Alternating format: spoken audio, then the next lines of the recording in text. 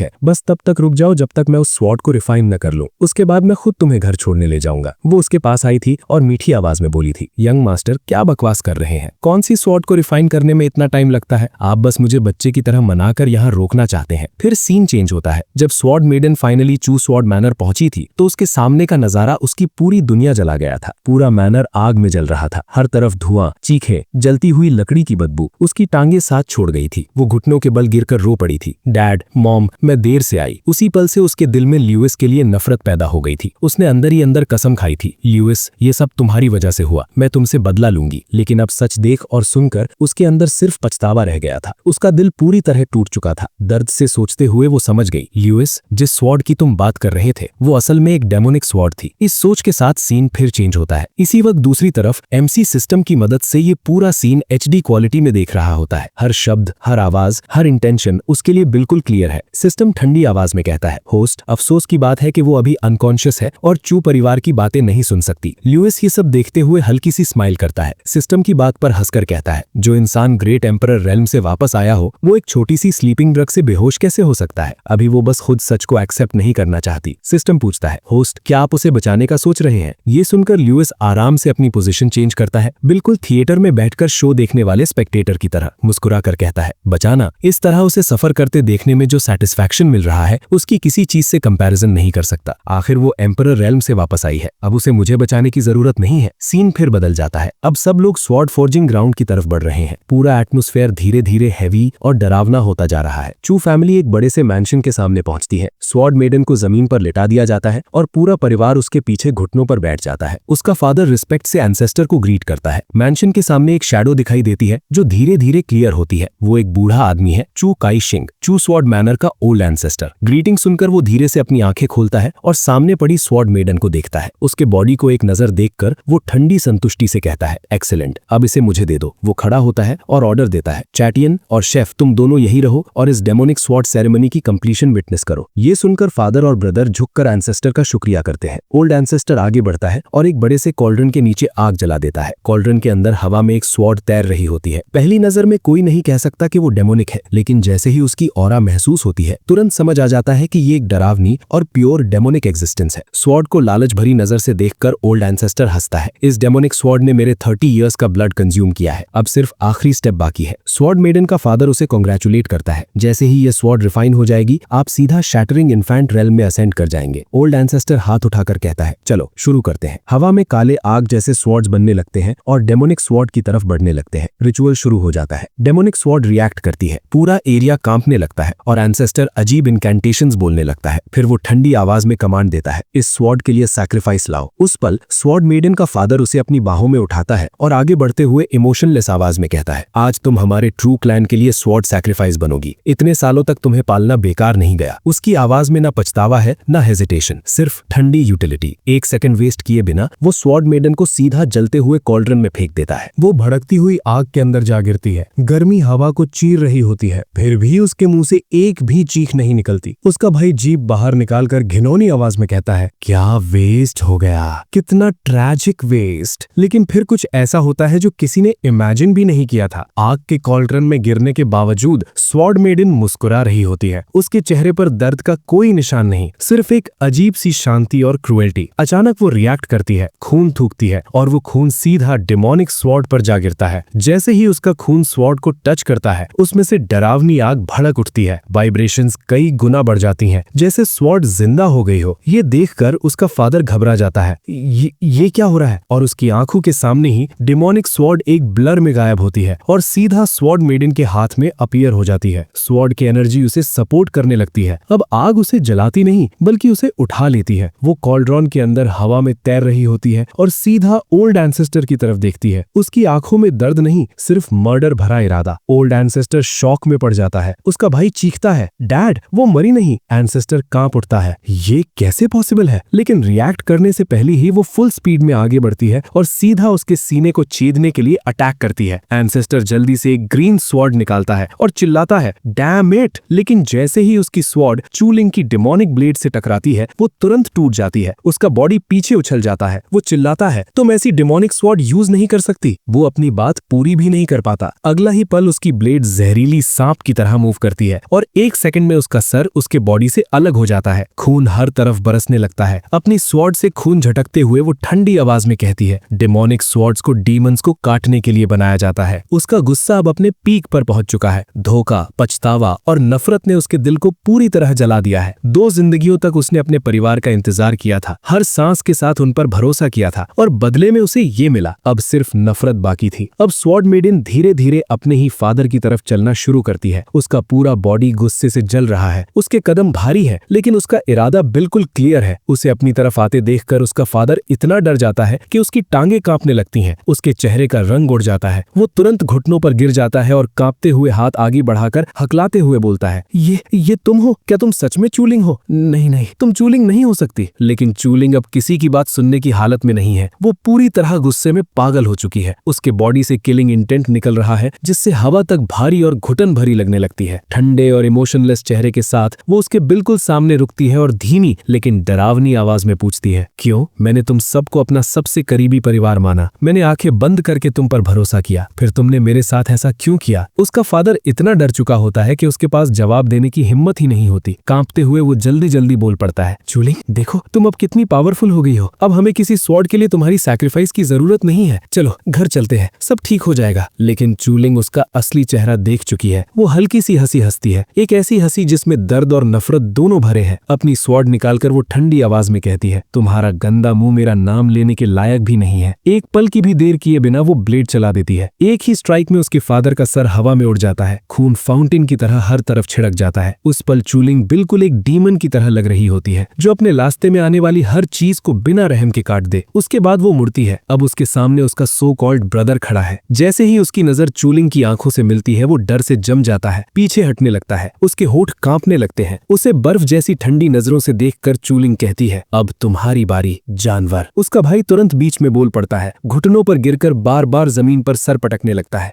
हाँ मैं जानवर हूँ, मुझे कुत्ते की तरह ट्रीट करो, बस मुझे जाने दो, प्लीज मुझे मत मारो। लेकिन एक पल के अंदर ही चूलिंग की स्वॉर्ड फिर मूव करती है। उसका भाई तुरंत ही गर्दन से अलग हो जाता है और उसका बॉडी जमीन पर गिर पड़ता है। चूलिंग बिना किसी इमोशन के कहती है, तुम दूर से भी एक कुत्ते से बदतर हो। उसकी माँ, जिसे अभी तक अपने हस्बैंड और बेटे के फेट का पता नहीं होता, सीन देखकर कंफ्यूज हो जाती है। उसे सिर्फ इतना दिखता है कि चूलिंग स्वॉर्ड फोर्जिंग ग्राउंड से अकेले बाहर निकल रही है, हाथ में तलवार लिए हुए। उसके कदम शांत है, चेहरा बिल्कुल इमोशनलेस, लेकिन उसके पीछे मौत और खून की कहानी छिपी है। शौक में उसकी माँ आगे बढ़ती है और पूछती है, चूलिंग तुम बाहर कैसे आ गई? और बाकी लोग वो कहाँ है? चूलिंग बिना रुके चलती रहती है, माँ की तरफ देखती भी नहीं। उसके पास से गुजरते हुए वो ठंडी आवाज में कहती है, तुम किसकी बात कर रही हो? उसकी माँ और ज्यादा घबरा जाती है और जल्दी से बोलती है, तुम्हारे फादर, तुम्हारा भाई, तुम्हारा परिवार। ये सुनते ही चूलिंग अचानक रुक जाती है, धीरे से मुड़ती है। अब उसकी आंखों में गुस्सा भी नहीं है, सिर्फ एक खाली और ठंडी नजर। अब मेरा कोई परिवार नहीं है। अगला ही पल उसकी स्वॉर्ड चमकती है। एक ही स्ट्रोक में उसकी माँ का सर बॉडी से अलग हो जाता है। खून हवा में छिड़क जाता है, लेकिन इस बार चूलिंग के चेहरे पर ना नफरत है ना गुस्सा, सिर्फ एक बेजान सा सुकून। सीधी आवाज में वो कहती है, जाकर उनके साथ मिल जाओ। एक बार भी पीछे देखे बिना वो आगे बढ़ जाती है और ठंडी आवाज में डिक्लेयर करती है, चू फैमिली का हर एक इंसान मरने लायक है। सीन चेंज होता है, पूरा चू फैमिली टेरिटरी दिखाया जाता है। एक स्वॉर्ड जोर से जमीन में घुसी हुई है। कैमरा ऊपर उठता है और पता चलता है कि चूलिंग ने क्लैन के हर एक इंसान को मार दिया है। बुजुर्ग, जवान, सर्वेंट्स, गार्ड्स, कोई भी जिंदा नहीं बचा। इतनी लंबी मैसेकर के बाद चूलिंग पूरी तरह थक चुकी है। उसका बॉडी जख्मी है, कपड़े फटे हुए हैं, खून और धूल से भरे हुए हैं। वो अपनी स्वॉर्ड का सहारा लेकर घुटनों पर गिर जाती है। सांस तेज चल रही है, हाथ कांप रहे हैं। ये सब कुछ सिस्टम के थ्रू लाइव आरएमसी देख रहा होता है। ये सीन देखकर लुइस हल्का सा सिर हिलाकर कहता है, बुरा नहीं, उसने चू स्वॉर्ड मैनर में एक भी जान नहीं छोड़ी, मुर्गियों को भी नहीं। आलस से हाथ स्ट्रेच करते हुए वो कहता है, बस अब बंद करो। वो अपने बेड पर आराम करने ही वाला वाला था कि सिस्टम पूछता है, होस्ट क्या आप आगे नहीं देखना चाहेंगे? एक शैटरिंग इन्फेंट रेल्म एक्सपर्ट अभी आने वाला है जो उसे मार देगा। लुइस हल्की सी मुस्कान देता है और कहता है, देखने लायक क्या है, जो हो रहा है वो उसी के लायक है। सीन वापस चूलिंग पर शिफ्ट होता है। मैनर अब सिर्फ रूइंस बन चुका है, हर तरफ लाशें और खून। चूलिंग घुटनों पर गिरकर टूटी हुई आवाज में कहती है, मैं गलत थी, मैं बहुत गलत थी। उसकी आंखों से आंसू बहते हैं, उसका बॉडी दर्द से कांप रहा है। अब उसमें लड़ने की ताकत नहीं बची। दूर से कोई आता हुआ दिखाई देता है, shattering infant realm expert reverend Lian. जैसे ही वो चूलिंग और उसके हाथ में डेमोनिक स्वॉर्ड देखता है, उसकी आंखों में लालच चमक उठता है। ये डेमोनिक स्वॉर्ड, ये तो एक्चुअली कंप्लीट है। हंसते हुए वो अपनी ब्लेड निकालता है और चिल्लाता है, ये स्वॉर्ड तुम्हें सिर्फ दर्द देती है, आओ मैं तुम्हें इससे आजाद कर देता हूँ। वो फुल स्पीड में अटैक करता है, लेकिन चूलिंग बस हल्का सा अपनी स्वॉर्ड टिल्ट करती है। वो लगभग कोई रेजिस्टेंस नहीं दिखाती, जैसे वो पहले ही डेथ एक्सेप्ट कर चुकी हो। लेकिन लियान अचानक अपनी ब्लेड उसकी गर्दन के पास रोक देता है। उसे नोटिस होता है कि चूलिंग ने बिल्कुल रिएक्ट नहीं किया, ना डर ना उम्मीद, कुछ भी नहीं। वो पागलों जैसा हंसता है, जैसे मैंने सोचा था, इसका दिमाग टूट चुका है। लेकिन उसी पल चूलिंग मूव करती है। एक ही ब्लॉक में वो इतनी पावरफुल फोर्स रिलीज करती है कि लियान दूर उड़ जाता है। उसके कपड़े फट जाते हैं और वो जमीन पर गिर जाता है। शॉक में वो बोलता है, ये सिर्फ ओरिजिन कोर रेल्म में है, फिर भी इसकी स्वॉर्ड स्किल इतनी टेरिफाइंग कैसे हो सकती है? चूलिंग वहां खड़ी रहती है, बिल्कुल लाइफलेस, जैसे इमोशंस उसे छोड़ चुके हो। लियान लालच भरी नजर से देखता है, इस लड़की के पास कोई बड़ा सीक्रेट है, सिर्फ स्वॉर्ड ही ट्रेजर नहीं है। अचानक चूलिंग मुड़ती है और भागना शुरू कर देती है। लियान हैरान हो जाता है, क्या अभी तो कोई रिएक्शन ही नहीं दे रही थी? वो उसके पीछे दौड़ पड़ता है और गंदी आवाज में चिल्लाता है, भागो मत, अच्छी लड़की बनकर लियान के पास आ जाओ। चूलिंग अपनी चोटों के बावजूद भागती रहती है। हर कदम के साथ खून टपक रहा है, उसके होंठ कांप रहे होते हैं और वो बार बार बोल रही होती है, मैं गलत थी, मुझे प्रायश्चित करना होगा, मुझे प्रायश्चित करना होगा। उसका दिमाग जैसे टूट चुका है, अब उसके अंदर सिर्फ गिल्ट और रिग्रेट बचा है। सीन लुइस की तरफ शिफ्ट होता है। बाहर फ्यूरियस हैंगलिंग उसके डोर पर जोर जोर से थपथपा रही होती है और उस पर इल्जाम लगाते हुए चिल्ला रही होती है। लुइस शांति से मेडिटेशन में बैठा होता है। सिस्टम पूछता है, होस्ट वो आपको इतनी बुरी तरह इंसल्ट कर रही है, क्या आप बस सुनते रहेंगे? आंखें खोले बिना लुइस जवाब देता है, मेरे कान बंद कर दो, मुझे कल्टीवेशन पर फोकस करना है, मुझे सेजहुड अचीव करने से कोई नहीं रोक सकता। बाद में हैंगलिंग की मास्टर वहां आती है और उसे डांटती है। वो बताती है कि लुइस ने कितनी बार उसके लिए हर ट्रेजर रिफाइन किया था। ये सुनकर हैंगलिंग हिल जाती है, लेकिन फिर भी अपोलोजाइज करने से मना कर देती है। गुस्से में उसकी मास्टर उसे बैक माउंटेन भेज देती है ताकि वो वहां जाकर रिफ्लेक्ट करे। सीन फिर चेंज होता है। नंगे पैर और जख्मी हालत में चूलिंग लुइस के माउंटेन की सीढ़ियां चढ़ रही होती है। अपनी डेमोनिक सोर्ड का सहारा लेकर वो मुश्किल से आगे बढ़ रही है। अब उसकी आंखों में ना नफरत है न गुस्सा, सिर्फ थकान और पछतावा। लुइस के कोर्टयार्ड की तरफ देखकर वो धीरे से फुसफुसाती है, ग्रेट डाव। वो वहां कांपते हुए खड़ी रहती है, तेज सांस लेते हुए, उस जगह को देखकर जैसे पहली बार समझ रही हो कि उसने अपनी जिंदगी में क्या खो दिया। तभी किसी की नजर उस पर पड़ती है और शॉक में आवाज आती है, कौन है वहां? कोई रिएक्ट करते उससे पहले ही चूलिंग की ताकत खत्म हो जाती है। वो जमीन पर गिरकर बेहोश हो जाती है। बेहोश होने से थोड़ी देर पहले वो कमजोर आवाज में बोलती है, बाइलॉन पीक, लुई, मैं, लिंग। एक फीमेल डिसाइपल घबराकर उसकी तरफ दौड़ती है, लेकिन अचानक एक तेज आवाज उसे रोक देती है, रुको फेलो डाओइस्ट। जब फीमेल डिसाइपल ऊपर देखती है तो ली जियान आसमान से नीचे उतरता हुआ दिखाई देता है। वो आराम से लैंड करता है और कहता है, फेलो डाओइस्ट, मैंने इस गंदी क्रीचर का पीछा करते हुए यहाँ तक आया हूँ। ग्रेट डाओ सेक्ट की इज्जत को मैं बिल्कुल हर्ट नहीं करना चाहता, मैं इसे तुरंत यहाँ से हटा देता हूँ। ली जियान अपना हाथ चूलिंग की तरफ बढ़ाता है, लेकिन फीमेल डिसाइपल तुरंत अपनी सोर्ड निकालकर उसका रास्ता रोक देती है। इतनी जल्दी नहीं, इसने हमारे सेक्ट के एक मेंबर का नाम लिया है, मैं वापस जाकर वेरीफाई करूंगी। अगर वो कहे कि वो इसे नहीं जानता तब तुम इसे ले जा सकते हो। फिर वो एक और डिसाइपल से कहती है, नजर रखना, जब तक मैं वापस ना आऊं इसे ले जाने मत देना। डिसाइपल सर हिलाकर कहता है, समझ गया। बाइलॉन पीक पर फीमेल डिसाइपल लुआ के रूम के बाहर खड़ी होकर जोर से आवाज लगाती है, जूनियर ब्रदर लुई। एक औरत जो खुद को चूलिंग कह रही है माउंटेन गेट पर गिर गई है। वो बुरी तरह इंजर्ड है और कोई उसका पीछा कर रहा है, क्या आप उसे जानते हो? अंदर से लुई ठंडी आवाज में पूछता है, कौन? डिसाइपल जवाब देती है, चूलिंग। कुछ पल की खामोशी के बाद लुई बर्फ जैसी आवाज में कहता है, मैं उसे नहीं जानता। डिसाइपल कहती है, अगर जूनियर ब्रदर उसे नहीं जानते तो हम इंटरफेयर नहीं करेंगे। लुई फिर से सख्ती से कहता है, मैंने कहा ना मैं उसे नहीं जानता, समझ गई, अलविदा। वो वहां से चली जाती है। अंदर सिस्टम पूछता है, मास्टर सच में उसे मरने के लिए छोड़ देंगे? लुई शांति से जवाब देता है, क्या तुम भूल गए हो पिछली लाइफ में उसने मेरे साथ क्या किया था? और वैसे भी वो मरने वाली नहीं है। माउंटेन गेट के पास फीमेल डिसाइपल वापस ली जियान के पास आती है और कहती है, मैंने वेरीफाई कर लिया है, हमारे सेक्ट का डिसाइपल उसे नहीं जानता, तुम इसे ले जा सकते हो। ली जियान हंस पड़ता है और कहता है, जैसे मैंने सोचा था, great Dao sect righteous faction का पिलर है, ये किसी डेमोनेस से क्या ही रिलेशन रखेगा। वो चूलिंग के पास आता है और कहता है, मैं इसे तुरंत यहाँ से हटा देता हूँ ताकि ये तुम्हारे नोबल ग्राउंड्स को गंदा ना करे। लेकिन जैसे ही उसका हाथ चूलिंग को छूने वाला होता है, एक इनविजिबल फोर्स उस पर लगती है और उसका हाथ वहीं जम जाता है। ली जियान गरज कर बोलता है, कौन है? एक पावरफुल फिगर सामने आता है। वो है बाई चोलान। उसका चेहरा गुस्से से ठंडा हो चुका है। हाथ वापस लो। आसपास के डिसाइपल्स तुरंत घुटनों पर गिर जाते हैं। ग्रीटिंग्स मार्शल आर्ट बाई। बाई चोलान सख्ती से कहती है, तुम इसे यहाँ से नहीं ले जा सकते। ली जियान गुस्से में मुट्ठी खींच लेता है। महान ग्रेट डाओ सेक्ट अपने ही शब्दों से मुकर रहा है। ये तो बिल्कुल भी किसी राइटियस फैक्शन का बिहेवियर नहीं है। ये सुनते ही फीमेल डिसाइपल भड़क उठती है और अपनी सोर्ड उसकी तरफ पॉइंट कर देती है। बदतमीज, क्या तुम देखना चाहते हो कि ग्रेट डाओ सेक्ट की तलवारें कितनी तेज है? ली जियान ठंडी हंसी के साथ अपनी ब्लेड निकालता है। मेरी तलवार भी बिल्कुल भी ब्लंट नहीं है। फीमेल डिसाइपल अटैक करने को तैयार हो जाती है। तो फिर लेकिन वो मूव करते उससे पहले ही बाई चोलान पीछे से अटैक करती है और एक पल में ही ली जियान का पूरा बॉडी फ्रीज हो जाता है। वो बिल्कुल बेपरवाह टोन में कहती है, इस लाश को हटा दो। इस औरत को मैं सेक्ट में वापस ले जाऊंगी। बाई चोलान चूलिंग को उठाकर एक और रेजिडेंस में ले जाती है और जल्दी से अपनी सीनियर सिस्टर से कहती है, सीनियर सिस्टर प्लीज चूलिंग को बचा लीजिए। वो चूलिंग को बेड पर लिटा देती है। लड़की की हालत बहुत बुरी होती है। सीनियर सिस्टर उसका एग्जामिनेशन करते हुए उसका ट्रीटमेंट शुरू करती है और धीरे से बोलती है, ये इतनी बुरी तरह इंजर्ड कैसे हो गई? जब बाई चोलान इसे यहाँ लाई थी तब तो ये प्रैक्टिकली एक कॉर्प्स जैसी थी। कौन सी ताकत थी जो इसे अब तक जिंदा रखे हुए थी? सीनियर सिस्टर कॉन्फिडेंस से थम्स अप देती है, चिंता मत करो, जब तक लाइफ की चिंगारी बाकी है मैं इसे वापस ला सकती हूँ। बाई चोलान हल्का सा झुककर कहती है, मैं आपकी एहसानमंद हूँ। कुछ वक्त बाद चूलिंग होश में आती है। जैसे ही वो आंखें खोलती है उसके होठों से इंस्टिंक्टिवली निकलता है, यंग मास्टर। उसे जागता देखकर बाई चोलान तुरंत उसके पास आती है। लिंगर, तुम होश में आ गई? चूलिंग इधर उधर देखकर कंफ्यूज हो जाती है। सिस्टर बाई, यंग मास्टर कहाँ है? साइड में खड़ी सीनियर सिस्टर चुपचाप ऑब्जर्व कर रही होती है और सोचती है, अरे एक सर्वेंट लड़की बाई चोलान को सिस्टर बुला रही है। बाई चोलान नरमी से जवाब देती है, लुई अभी सिक्लूडेड कल्टीवेशन में है, अभी तक बाहर नहीं आया। चूलिंग बेचैन होकर कहती है, तो क्या यंग मास्टर ने ही सिस्टर बाई से मुझे बचाने को कहा था? बहुत शुक्रिया सिस्टर बाई, लेकिन मुझे उन्हें मिलने जाना होगा। बाई चोलान सर हिला देती है, कोई जल्दी नहीं है, पहले अपने जख्म ठीक करो। जब तुम पूरी तरह से रिकवर हो जाओगी शायद तब तक वो भी अपनी सेक्लूजन से बाहर आ चुके होंगे। चूलिंग नजर झुकाकर कहती है, मुझे यंग मास्टर से माफी मांगनी है, मैंने उन्हें गलत समझा। सच तो ये है कि वो मुझे फोर्स करने की कोशिश नहीं कर रहे थे, वो मुझे प्रोटेक्ट कर रहे थे। सिस्टर बाई, शायद हम सब ने ही उन्हें गलत समझा। ये सब सुनकर साइड में खड़ी सीनियर सिस्टर के दिमाग में जैसे धमाका हो जाता है। फोर्स करने की कोशिश? हे भगवान, क्या मैं किसी बड़े स्कैंडल पर आ टकराई हूँ? वो शौक में दोनों को देखने लगती है। तभी बाई चोलान उसकी तरफ देख लेती है। सीनियर सिस्टर तुरंत अपना मुंह फेर लेती है जैसे कुछ सुना ही ना हो। बाई चोलान उसके पास आकर पोलाइटली कहती है, सीनियर सिस्टर क्या आप थोड़ी देर के लिए बाहर जा सकती है? मुझे लिंगर से कुछ बात करनी है। सीनियर सिस्टर हाथ हिलाकर कहती है, ठीक है, मैं अभी जा रही हूँ, तुम दोनों आराम से बात करो। वो बाहर निकल जाती है। रूम में वापस मुड़कर बाई चोलान लिंगर से कहती है, लिंगर आज से मुझे सिस्टर बाई मत बुलाना, तुम मुझे सीनियर बाई कह सकती हो। जब चाओसिंग पॉइजन मेरे बॉडी में फूट पड़ा था तब लुई ने मेरी जान बचाने के लिए ही वो अनअवॉइडेबल एक्ट किया था। डोर के बाहर सीनियर सिस्टर एक्चुअली गई नहीं होती, वो दीवार से कान लगाकर सुन रही होती है और शौक में बोल पड़ती है, क्या मतलब अनअवॉइडेबल एक्ट? लेकिन बाई चोलान उसकी स्पाइंग नोटिस कर लेती है और तुरंत अपनी पावर से रूम के आसपास साउंड बैरियर लगा देती है। सीनियर सिस्टर आंखें झपक कर कंफ्यूज हो जाती है, हाँ अब सुनाई क्यों नहीं दे रहा? डैम इट, ये कौन सा अर्थ शैटरिंग स्कैंडल था? सच में मुझे ब्लॉक कर दिया। सीन चेंज होता है। चैप्टर 7, दोपहर का वक्त, बाइलिंग पीक। सूरज आसमान में चमक रहा है और पूरे माउंटेन पर रोशनी फैल रही है। इसी वक्त लुइस की सेक्लूजन कल्टीवेशन फाइनली खत्म होती है। वो धीरे से आंखें खोलता है और कल्टीवेशन मैट से उठकर खड़ा हो जाता है। जम्हाई लेते हुए वो अपने बॉडी को स्ट्रेच करता है और आगे बढ़ता है। आखिर कई दिनों से उसने ठीक से नींद नहीं ली थी। सीन लुइस के रेजिडेंस के बाहर शिफ्ट होता है। एक यंग औरत ठंडी जमीन पर घुटनों के बल बैठी है। वो है चूलिंग। वो सीधी बैठी है, बिल्कुल हिल नहीं रही। उसका एक्सप्रेशन शांत है लेकिन जिद से भरा हुआ। साफ पता चल रहा है कि वो बहुत देर से यहाँ बैठी हुई है। लुइस के दिमाग में सिस्टम रिएक्ट करता है। सिस्टम बताता है कि वो काफी लंबे टाइम से बाहर वेट कर रही है और पूछता है, होस्ट क्या आप बाहर जाकर देखना चाहेंगे? लुइस के चेहरे पर बिल्कुल भी इमोशन नहीं होता। वो ठंडी आवाज में जवाब देता है कि बाहर जाने की कोई जरूरत नहीं है। उसे अभी तक भूल नहीं है कि पिछली लाइफ में उसने उसके साथ क्या किया था। जैसे ही चूलिंग का ख्याल उसके दिमाग में आता है एक ही सीन उसकी आंखों के सामने फ्लैश होता है। उसका चेहरा और वो क्रूअल ईविल स्माइल, वही स्माइल जो उसने पहनी थी जब वो मर रहा था। लुइस हल्की सी मुट्ठी भींच लेता है। वो सोचता है कि जो एक बार बिट्रे कर सकता है वो दोबारा भी कर सकता है। इस लाइफ में उसकी नजर में औरतें सिर्फ कल्टीवेशन को स्लो करती हैं। उसके लिए सिर्फ कल्टीवेशन ही इंपॉर्टेंट है, बाकी सब कुछ बेकार है। बाहर घर के सामने चूलिंग अब भी घुटनों पर बैठी हुई है। उसकी टांगें सुन्न हो चुकी हैं, बॉडी थक चुकी है, फिर भी वो हिलती तक नहीं। अपने दिल में वो चुपचाप बोलती है। उसे यंग मास्टर पर भरोसा है। उसे लगता है अगर वो सच्ची नीयत से वेट करे और सब सह लेती है तो एक दिन वो उसे माफ कर देगा। उसका डिटर्मिनेशन बिल्कुल नहीं हिलता। सीन चेंज होता है। अब हम क्रिम्सन क्लाउड पीक पर पहुंचते हैं। ग्रेट डाओ सेक्ट के टेरिटरी में टोटल 9 मेन पीक्स और 72 माइनर पीक्स है। बेलिंग पीक और क्रिम्सन क्लाउड पीक भी उनमें से ही है। क्रिम्सन क्लाउड पीक के टॉप पर एक यंग औरत गुस्से से भरी हुई अपनी शॉर्ट ट्रेनिंग रूटीन प्रैक्टिस कर रही होती है। उसकी मूवमेंट्स एलिगेंट, डिग्निफाइड और बहुत ग्रेसफुल है। हर मूवमेंट पानी की तरह स्मूथली फ्लो करता है। पहली नजर में लगता है जैसे वो ट्रेनिंग नहीं बल्कि डांस कर रही हो। हर स्टेप और टर्न के साथ आसपास की हवा भी जैसे उसके बॉडी के इर्द गिर्द धीरे से घूमती है। इन मूवमेंट्स में असली किलिंग पावर है या नहीं ये समझना मुश्किल है। वो खूबसूरत भी लगती है, मजेस्टिक भी और डेंजरस भी, लेकिन वो अकेली नहीं है। एक बड़े पत्थर के पीछे से कोई उसे छुप कर देख रहा है। लगता है उसे बिना पता चले एक स्टॉकर मिल गया है। एक शर्मीला सा यंग लड़का, उसका नाम लिंग उवांग शांग है। ज्यादा लोग उसे लिंग लिंग कहते हैं। वो बिल्कुल मेस्मराइज्ड हो चुका है। वो बिना पलक झपकाए उसकी मूवमेंट्स देख रहा है। उसका दिमाग पूरी तरह उस पर अटक गया है। उसे तो उसका गुस्सा भी खूबसूरत लग रहा है। जब वो और सोचने ही वाला होता है, अचानक हवा में एक तेज आवाज गूंजती है। एक फ्लाइंग सोर्ड सीधा उसकी हाइडिंग प्लेस की तरफ आती है और उसके सामने पत्थर में जाकर घुस जाती है। लिंग शॉक में हल्की सी आवाज निकाल देता है। यंग वुमन अपनी मूवमेंट्स रोक देती है और शांत आवाज में बोलती है। उसका टोन अजीब तरह से कंपोज्ड होता है। कौन छुपा हुआ है वहाँ? लिंग एक पल हेजिटेट करता है, फिर पत्थर के पीछे से बाहर आता है। उसी वक्त वो लड़की हल्की सी लीप लेती है और सीधा उसके सामने लैंड करती है। लिंग जल्दी से अपने फिस्ट जोड़कर ग्रीट करता है। वो अपना इंट्रोडक्शन देता है, लिंग उवांग शांग, और उसे जूनियर सिस्टर हैंगलिंग कहकर एड्रेस करता है। वो बताता है कि वो क्रिम्सन क्लाउड पीक का नया इंडक्टेड हेड डिसाइपल है। हैंगलिंग का चेहरा लिंग को थोड़ा इरिटेटेड और शार्प लगता है, लेकिन फिर भी उससे वो अनबिलीवेबल ब्यूटीफुल लग रही होती है। हैंगलिंग फिर बोलती है। इस बार उसकी आवाज सरप्राइजिंगली सॉफ्ट होती है। वो कहती है कि वो उसका नाम जानती है। उसके दिमाग में पुरानी मेमोरीज उभर आती हैं। उसे याद आता है कि ये वही नाम है जो उसने बहुत पहले सुना था, जब सीनियर ब्रदर लुइस ने ग्रेट डाउ सेक्ट का होली सन बनने का पोजीशन रिफ्यूज कर दिया था। तब ये आदमी उस पोजीशन का सक्सेसर बना था। फ्यूचर में वो 8 हेवेंस तक असेंड करेगा और आखिर में डार्क टर्मोइल में लड़ते हुए मर जाएगा। अपने दिल में वो मानता है कि इसे एक ट्रू हीरो माना जाना चाहिए। लिंग अभी भी ग्रीटिंग पोस्चर में खड़ा ऑकवर्ड सी स्माइल कर रहा होता है। वो कहता है कि उसने अभी जो टेक्निक देखी वो बहुत मैग्निफिसेंट थी। वो पूछता है क्या वो उसे थोड़ी गाइडेंस दे सकती है। हैंगलिंग हल्की सी हंसी छोड़कर गहरी सांस लेती है। पूरी सुपीरियोरिटी के साथ वो कहती है कि वो उसका मैच ही नहीं है। ये एक लाइन लिंग के अंदर कुछ छेद देती है। उसका एक्सप्रेशन सीरियस हो जाता है। वो अपनी सोर्ड निकालता है और कहता है कि भले ही वो उससे छोटी है, लेकिन उसकी बातों में बहुत ज्यादा एरोगेंस है, और ये कि वो उसका मैच है या नहीं ये सिर्फ फाइट करके ही पता चलेगा। अगला ही पल हैंगलिंग अपनी मूवमेंट टेक्निक एक्टिवेट करती है और एकदम उसके बिल्कुल पास अपीयर हो जाती है। हल्की सी मुस्कान के साथ वो एक और सजेशन देती है। पहले जाओ लुइस को चैलेंज करो। अगर वो लुइस को हरा देता है तब वापस आकर उससे स्पार कर सकता है। इतनी अचानक नजदीकी से लिंग पूरी तरह घबरा जाता है। वो जल्दी से पीछे हट जाता है। उसका चेहरा लाल हो जाता है। वो पूछता है लुइस कौन है और कहता है कि उसका उससे कोई झगड़ा नहीं है। वो समझ नहीं पा रहा कि जिस आदमी से उसकी कोई दुश्मनी ही नहीं उसे चैलेंज क्यों करे। कम से कम इतना तो दिख रहा है कि लिंग सिर्फ इम्पल्स से नहीं सोच रहा, उसके पास अभी भी थोड़ी समझ है। ये देखकर हैंगलिंग थोड़ी रिलैक्स्ड हो जाती है। वो गहरी सांस लेती है और पास के एक ट्री ब्रांच पर बैठ जाती है। वो बताती है कि लुइस ही वो वजह है जिसकी वजह से उसकी मास्टर ने उसे पनिश किया और क्रिम्सन क्लाउड पीक पर सोलर ट्री कन्फाइनमेंट में भेजा। लिंग थोड़ा और पास आता है और धीमी आवाज में पूछता है कि लुइस ने एग्जैक्टली क्या किया था। हैंगलिंग आंखें बंद करती है, फिर कहती है कि वो सब बताएगी कि ये सब कैसे शुरू हुआ। वो कहती है सब उस दिन से शुरू हुआ जब उसने लुइस का डोर लात मारकर तोड़ दिया था। स्टोरी आगे बढ़ती है। डिटेल्स क्लियरली नहीं दिखाई जाती, लेकिन जब तक वो अपनी वन साइडेड कहानी फिनिश करती है पूरा 1 घंटा बीत जाता है। 1 घंटे बाद लिंग का चेहरा गुस्से से टेढ़ा हो चुका होता है। वो फट पड़ता है, कहता है ये कहानी घटिया और डिस्गस्टिंग है, सिर्फ सुनकर ही उसका खून खौल रहा है। वो पूछता है कि लुइस जैसा आदमी कैसे उसका सीनियर ब्रदर कहलाने लायक हो सकता है। लिंग अचानक खड़ा होता है और गुस्से में चलने लगता है। वो हैंगलिंग से कहता है कि वो वहीं रुककर वेट करे। वो डिक्लेयर करता है कि वो उसकी तरफ से बदला लेने जा रहा है। सबसे पहले वो लुइस को हराएगा, फिर उसे मजबूर करेगा कि वो हैंगलिंग से माफी मांगे। ये सुनकर हैंगलिंग घबरा जाती है। वो हिचकिचाती है और उसे रोकने की कोशिश करती है। कहती है कि वो सच में लुइस को नहीं हरा सकता, लेकिन लिंग रुकता नहीं। वो चिल्लाता है कि उसने डिसीजन ले लिया है। अगर आज वो लुइस को सबक नहीं सिखा पाया तो वो हेड डिसाइपल कहलाने लायक नहीं है। सीन वापस लुइस पर शिफ्ट होता है। वो सच में एक कल्टीवेशन फैनाटिक बन चुका है। अभी अभी कल्टीवेशन फिनिश की थी और अब फिर से बैठने जा रहा है। जैसे ही वो फोकस करने लगता है उसे महसूस होता है कोई उसके कोर्टयार्ड में एंटर हुआ है। वो आंखें खोलता है और पूछता है कौन है बाहर। एक स्ट्रॉन्ग मेल वॉइस जवाब देता है, लिंग उवांग। ये नाम सुनते ही लुइस के दिमाग में एक मेमोरी उभर आती है। एक अरीना, एक फियर्स बैटल। लॉजिक के हिसाब से उनकी पहली मुलाकात ऑल डिसाइपल टूर्नामेंट में होनी चाहिए थी। लुइस को क्लियरली याद है वो चैंपियन बना था और लिंग रनर अप। लुइस दूर तक चलकर दरवाजा खोलता है। वो लिंग को कंफर्म करता है और पोलाइटली पूछता है कि सीनियर ब्रदर लिंग आज क्रिम्सन क्लाउड पीक क्यों आए हैं। लिंग थोड़ा सरप्राइज्ड हो जाता है। वो पूछता है क्या लुइस उसे जानता है। लुइस शांति से कहता है कि हाँ, वो उसकी तारीफ करता है। कहता है उसका नाम तो स्टोरीज में भी आता है। वो बिल्कुल एक्यूरेटली बताता है कि लिंग सेक्ट में 2 months and 12 days पहले एंटर हुआ था और पहले दिन ही हेवनली कोर कंडेंस कर लिया था। वो कहता है ये काफी एडमिरेबल है। ये सुनकर लिंग का सीना अनजाने में सीधा हो जाता है। वो कहता है लुइस की नजर अनएक्सपेक्टेडली शार्प है। फिर थोड़ा करेक्ट करता है, बोलता है एक्चुअली 2 months and 11 days हुए हैं। पहला दिन एंट्री प्रोसीजर्स में वेस्ट हो गया था। लुइस तुरंत सिर हिलाता है और उसकी और तारीफ करते रहता है। वो कहता है उसका टैलेंट फॉर्मिडेबल है और वो ग्रेट डाउ सेक्ट के लिए बहुत वैल्यूएबल है। अचानक लिंग को याद आता है वो यहाँ क्यों आया था। वो गुस्से से लुइस की तरफ उंगली करता है और कहता है कि वो अपनी स्माइल तुरंत हटा ले। वो एक्यूज करता है कि लुइस उसे बेवकूफ बनाने की कोशिश कर रहा है। वो डिक्लेयर करता है कि वो यहाँ चैलेंज देने आया है। एटमॉस्फेयर तुरंत खामोश हो जाता है। लुइस की स्माइल थोड़ी और गहरी हो जाती है। वो बिना हिचकिचाहट चैलेंज एक्सेप्ट कर लेता है और कहता है कि वो काफी टाइम से बोर्ड था। दोनों बाहर निकल आते हैं। लिंग तुरंत अपनी सोर्ड निकालता है और सीधा अटैक कर देता है। वो कहता है कि वो बिल्कुल भी होल्ड बैक नहीं करेगा और लुइस को तैयार रहने को बोलता है। हवा में एक डेंजरस स्लैश चमकती है। लुइस शांति से साइड स्टेप करता है और सिर्फ 2 उंगलियों से उस सोर्ड को ब्लॉक कर लेता है। लिंग की आंखें शॉक से फैल जाती हैं। लुइस हल्की सी ऑरा रिलीज करता है और अपनी फिस्ट में पावर गैदर करके आगे बढ़ता है। वो शांति से कहता है माफ कीजिएगा, थोड़ा ऑफेंस होगा। लिंग दांत भींच लेता है और डेंजर फील करते हुए सोर्ड से ब्लॉक करने की कोशिश करता है, लेकिन रिएक्ट करने से पहले ही लुइस गायब हो जाता है। अगला ही पल लुइस उसके पीछे अपीयर होता है और उसकी पीठ पर एक जबरदस्त किक मार देता है। लिंग चीख पड़ता है जब उसका बॉडी हवा में उछलकर आगे जा गिरता है और कुछ कदम दूर मुंह के बल टकरा जाता है। ना कोई लीथल वेपन, ना कोई बड़ी ऑरा रिलीज, फिर भी बेइज्जती पूरी हो चुकी थी। लुइस शांत नजर से उसे देखकर कहता है कि इतना काफी होना चाहिए, लेकिन लिंग जिद्दी है। वो दोबारा खड़ा हो जाता है। उसकी आंखों में गुस्सा जल रहा होता है। वो एक और राउंड मांगता है। इस बार वो पूरी सीरियसनेस के साथ अपनी स्वॉर्ड निकालता है। Crimson cloud sword art activate करता है। प्रॉपर फाइटिंग स्टांस में खड़ा होकर वो सच्ची बैटल के लिए तैयार हो जाता है। लिंग फिर से लुइस पर अटैक करता है। अपने दिमाग में लिंग को एक बात पर पूरा यकीन होता है कि इस बार लुइस बच नहीं पाएगा, लेकिन वो सिर्फ एक इल्यूजन होता है। अगली ही मूवमेंट में लुइस सीधा उसके पास से निकल जाता है, इतनी आसानी से, इतनी कैजुअली कि अटैक बिल्कुल मिस हो जाता है। लिंग की आंखें शॉक से फैल जाती हैं। वो समझ ही नहीं पाता क्या हुआ। उसकी सांस तेज हो जाती है। चेहरे पर हल्का सा पैनिक दिखने लगता है। रिएक्ट करने से पहले ही लुइस की फिस्ट उसकी तरफ आ रही होती है। लुइस शांत आवाज में कहता है ध्यान से देखो, मैं सिर्फ एक बार दिखाने वाला हूँ। लुइस का हाथ बिजली की तरह आगे बढ़ता है। एक पल में ही उसकी उंगलियां लिंग के कॉलर को पकड़ लेती हैं। लिंग की प्यूपिल्स सिकुड़ जाती हैं। वो इंस्टिंक्टिवली बोल पड़ता है कि लुइस बहुत तेज है, लेकिन उसकी बात पूरी होने से पहले ही लुइस उसे कॉलर से पकड़कर जोर से घुमाकर रैट डॉल की तरह दूर फेंक देता है। उसी वक्त लुइस के बॉडी से क्रिम्सन रेड ऑरा फूट पड़ती है। दूसरी तरफ लिंग अपनी स्वॉर्ड जमीन में घुसा देता है। उसके पैर जमीन पर घिसते हुए पीछे स्लाइड करते हैं। मुश्किल से वो अपना बैलेंस बना पाता है। लुइस सीधा खड़ा हो जाता है, शांत, कॉन्फिडेंट, बिल्कुल डोमिनेंट। वो कैजुअली पूछता है कैसा लगा, अब भी कंटिन्यू करना है। अब लिंग क्लियरली हिल चुका है। उसके चेहरे पर पसीना बह रहा है। वो हल्का सा कांपते हुए बोलता है कि स्किल के मामले में वो कमजोर है, लेकिन उसकी कॉम्प्रिहेंशन एबिलिटी स्ट्रांग है। लुइस हल्का सा सर टिल्ट करता है। ओह, सीनियर ब्रदर का क्या मतलब है। अचानक लिंग फिर से अटैक कर देता है। वो चिल्लाता है कि उसने चीशा स्वर्ड आर्ट का सेकंड फॉर्म समझ लिया है। उसकी स्वर्ड आगे स्लैश करती है। जमीन को फाड़ती हुई अटैक लाइटनिंग स्पीड से लुइस की तरफ बढ़ता है। जमीन में क्रैक्स फैल जाते हैं। धूल हवा में उड़ने लगती है, लेकिन लुइस बिल्कुल शांत खड़ा रहता है, बस अटैक को आते हुए देखता है। फिर सीरियस टोन में कहता है सीनियर ब्रदर की परसेप्शन सच में अच्छी है। अगला ही पल लुइस अपना हाथ ब्लेड की तरह चलाता है। उसकी पाम हवा को काट देती है। लिंग का अटैक तुरंत टूट जाता है, बिल्कुल खत्म। अपनी सबसे स्ट्रॉन्ग मूव को इतनी आसानी से खत्म होते देखकर लिंग पूरी तरह शॉक हो जाता है। उसके बॉडी से ठंडा पसीना बहने लगता है। आंखें खुली रह जाती हैं। वो एक शब्द भी नहीं बोल पाता। लुइस हल्का सा सर झुकाता है। वो हाथ आगे बढ़ाकर ग्रीटिंग करता है और पूछता है यहीं खत्म करें। गहरी सांस लेता है लिंग, फिर वो भी झुककर ग्रीटिंग रिटर्न करता है। वो अपनी हार मान लेता है। कहता है लुइस उससे काफी ज्यादा स्ट्रांग है और फ्यूचर में लुइस की अचीवमेंट्स उससे जरूर आगे निकल जाएंगी। लुइस हल्की सी स्माइल करता है। वो कहता है टेंशन मत लो, अगर फ्यूचर में कोई पूछे तो वो कहेगा कि उसने सीनियर ब्रदर लिंग से 10 राउंड्स फाइट की और मुश्किल से जीता। ये सुनकर लिंग जोर से हंसता है। वो लुइस को अच्छा इंसान कहता है और बोलता है कि वो उसे याद रखेगा। फिर वो मुड़कर जाने लगता है, फेयरवेल कहता है और बोलता है फिर कभी मिलेंगे। जैसे ही लिंग जा रहा होता है, अचानक चू लिंग जल्दी जल्दी वहां दौड़ कर आती है। वो लुइस से मिलने आई होती है। खुशी से कहती है कि सीनियर ब्रदर फाइनली सिक्लूजन से बाहर आ गए। लिंग उसे देखकर अपना सर मोड़ता है। उसके दिमाग में ख्याल आता है क्या बेलिंग पीक पर इतनी सारी खूबसूरत लड़कियां होती हैं? लेकिन लुइस का चू लिंग से मिलने का कोई इरादा नहीं है। बिना एक सेकंड वेस्ट किए वो दरवाजा बंद कर देता देता है। दरवाजा बंद होने की आवाज पूरे कोर्टयार्ड में गूंजती है। चूलिंग वहीं जमसी जाती है, बिल्कुल स्टंट। धीरे से वो फिर से घुटनों पर बैठ जाती है। उसका चेहरा उदासी से भरा होता है। वो धीमी आवाज में पूछती है, सीनियर ब्रदर, आपने फिर से दरवाजा क्यों बंद कर दिया?